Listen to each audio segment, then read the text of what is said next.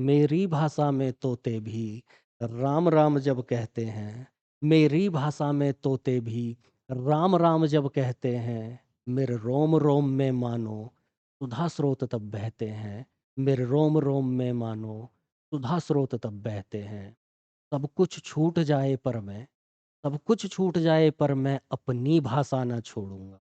कुछ भी छूट जाए पर मैं अपनी भाषा ना छोड़ूंगा। वह मेरी माता है, उससे नाता कैसे तोड़ूं। वह मेरी माता है, उससे नाता कैसे तोड़ूं। कहीं अकेला भी हूंगा मैं, कहीं अकेला भी हूंगा मैं, तो भी सोच न लाऊंगा। कहीं अकेला भी हूंगा मैं, तो भी सोच न लाऊंगा। अपनी भाषा में अपनों के गीत वहां भी गाऊंगा। अपनी भाषा में अपनों के गीत वहां भी गाऊंगा। मुझे एक संगनी वहाँ भी अनायास मिल जावेगी। मुझे एक संगनी वहाँ भी अनायास मिल जावेगी। कौन सा?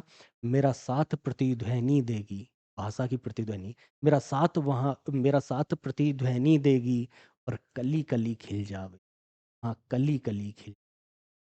मेरा दुर्लभ देश आज यदि मेरा दुर्लभ देश आज यदि अवनति से आक्रांत हुआ। मेरा दुर्लभ देश आज यदि अवनति से आक्रांत हुआ। अंधकार में मार्ग भूल कर भटक रहा है भ्रांत हुआ। अंधकार में मार्ग भूल कर भटक रहा है भ्रांत भ्रांत हुआ। तो भी भय की बात नहीं है। तो भी भय की बात नहीं है। भाषा पार लगावेगी। मेरा दुर्लभ देश आज यदि अवनति से आक्रांत हुआ। अंधकार में मार्ग भूल कर भटक रहा है भ्रांत हुआ। तो भी भय की बात नहीं है। भाषा पार लगावेगी।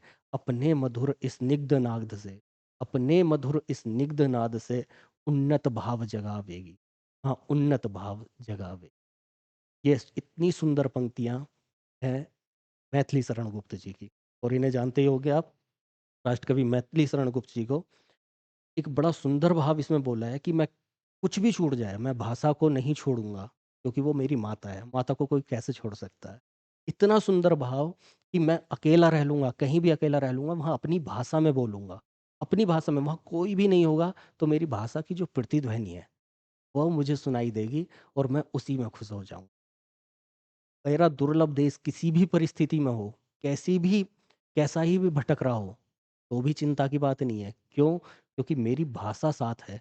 और वो भाषा इस जो नैया है डगमगाती हुई, उसको पार लगा देगी। और अपने जो भाव जगाएगी भाषा से। जितनी भी क्रांतियां हुई हैं, आपने स्वाधीनता आंदोलन देखा होगा या कुछ भी, उसमें जब भाषा बोलती है, सब लोग एकजुट बोलते हैं, मेरा भारत महान, जय हिंद, वंदे मातरम। तो वो जो एक आवाज़ गूंजती है, वो सब कुछ पार लगा देती है।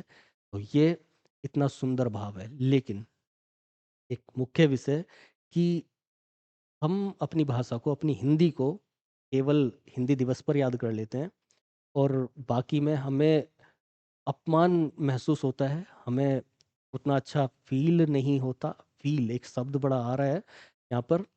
तो अंग्रेजी बोलने में हमें अच्छा लगता है, अंग्रेजी पढ़ने में अच्छा लगता है, अंग्रेजी को दिखाने में अच्छा लगता है। जब हम सोचते हैं तो हिंदी में सोचते हैं, लेकिन उसको दिखा नहीं सकते क्योंकि वहाँ पर अपमान महसूस होता है। केवल ये हिंदी दिवस पर कुछ बातें रह जाती हैं और फिर सब कुछ भूल जाते हैं। तो बड़ी एक विनती है कि जितने भी हमारे कवि हुए हैं या फिर जितने भी हमारे महान लेखक हुए हैं, भारतेंदु हरिश्चंद्र जी की पंक्तियाँ याद होंगी कि निज भाषा उन्नति अहे, तब उन्नति को मूल। अपनी भाषा ही हमारी उन्नति की पहचान है। आप किसी भी देश में जाएंगे, उनकी भाषा उनकी उन्नति को दिखाती है। चाइना वाले चाइनीज करेंगे, अंग्रेज इंग्लिश करेंगे, लेकिन हम अंग्रेजी या दूसरी भाषाओं को बोलने में अपना गर्व की अनुभूति महसूस करते हैं, जबकि ऐसा नहीं होना चाहिए। मेरे विचार से हम हमेशा के लिए, केवल हिंदी दिवस पे नहीं, हमेशा के लिए, हर बार, मतलब किसी भी मौके पर या फिर कहीं भी, किसी भी तरीके से वार्तालाप कर रहे हो, बातचीत कर रहे हो, हिंदी बोलने में हमें गर्व की अनुभूति होनी चाहिए हमेशा। हमारी रग रग में हिंदी है, रग रग में हिंदी। अभी एक ओलंपिक गोल्ड मेडल पेरिस में जीता दिव्यांग ने। तो जब उन्होंने भाला फेंका, तो वहाँ पर सबको पता होगा हिंदी में ही उनके शब्द निकले, जो एक भाव है गुस्से वाला, वो भी हिंदी में निकला। हिंदी में सब कुछ चलता है। तो बस इतना ही। कि अपनी हिंदी को बोलने में गर्व की अनुभूति महसूस करें और हिंदी का प्रयोग ज़्यादा से ज़्यादा। मैं तो पढ़ाता भी हिंदी में हूँ। हाँ, चलिए, तो सभी को हिंदी दिवस की हार्दिक शुभकामनाएँ।